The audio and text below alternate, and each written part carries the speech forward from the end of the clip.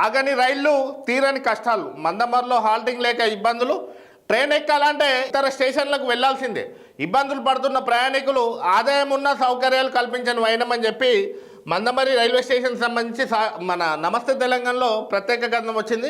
నిరుపయోగంగా మూసి ఉన్న మరుగుదొడ్లు, పనిచేయని తాగునీటి నల్లలు, మందమరి రైల్వే స్టేషన్పై నమస్తే తెలంగాణలో ప్రత్యేక కథనం వచ్చింది. వాస్తవానికి సింగరేణి ప్రాంతంలో మందమరి అనేదే ప్రధాన భూమిక. అంటే సింగరేణి కార్మిక క్షేత్రంలో అధిక మొత్తంలో సింగరేణి కార్మికులు అక్కడ ఉంటారు.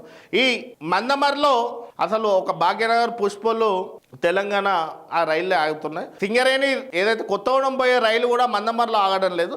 దానికి సంబంధించి బెల్లంపల్లి, రామకృష్ణపూర్ లేదా మంచిర్యాలకు వచ్చి ఎక్కాల్సిన పరిస్థితి ఉంది. మందమరిలో ఆ కనీసం ఆ రైల్వే స్టేషన్లలో ఆ మరుగుదొడ్లు కూడా ఉండని పరిస్థితి. ప్రయాణికులు తాగుదామంటే నల్లలు కూడా పనిచేయవు, నీళ్లు కూడా ఉండవు. రైల్వే స్టేషన్ ప్లాట్ఫాము ఒక దిక్కు ఉంటే ఇంకో దిక్కు దాటి టికెట్లు తీసుకోవాల్సిన అవసరం ఉంటుంది. అక్కడ కనీసం రిజర్వేషన్ కూడా లేదు. వాస్తవానికి మందమరి రైల్వే స్టేషన్ అభివృద్ధికి నోచుకోవడం లేదు. ఎంతమంది ఎంపీలకు మందమరి రైల్వే స్టేషన్ సమస్యలు కానీ మందమరిలో పలు రైళ్లు నిలపాలని వినతి పత్రాలు ఇచ్చినప్పటికీ కూడా ఈ సమస్య తీరే పరిస్థితి లేదు. ప్రజలేమో ఇక్కడ అన్ని రైళ్ళు ఆగాలి, మేము పక్క స్టేషన్కి పోయి ఎక్కాలంటే మళ్ళీ ఆటో ఛార్జీలు, బస్ ఛార్జీలు అదనంగా భరించాల్సి వస్తుంది. అంతేకాకుండా రిజర్వేషన్ చేసుకుందామన్నా కూడా మందమరి రైల్వే స్టేషన్లో సౌకర్యాలు లేవు. ఆ టికెట్ కౌంటర్ ఒదిక్కి ఉంది. వాస్తవానికి పొద్దున భాగ్యనగర్కి పోయే వాళ్ళ పరిస్థితి అని ఇంకా మిగతా ట్రైన్లకు పోయే వాళ్ళ పరిస్థితి.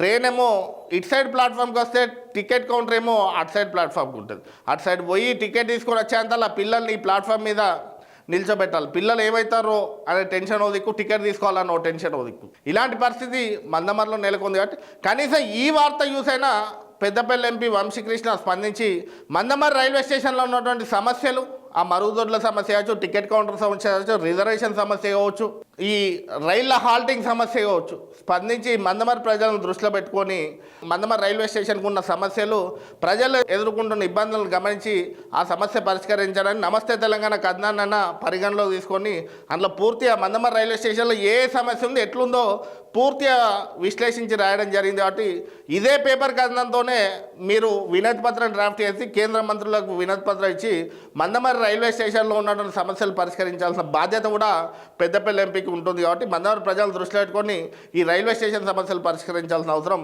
ఎంతైనా ఉంది.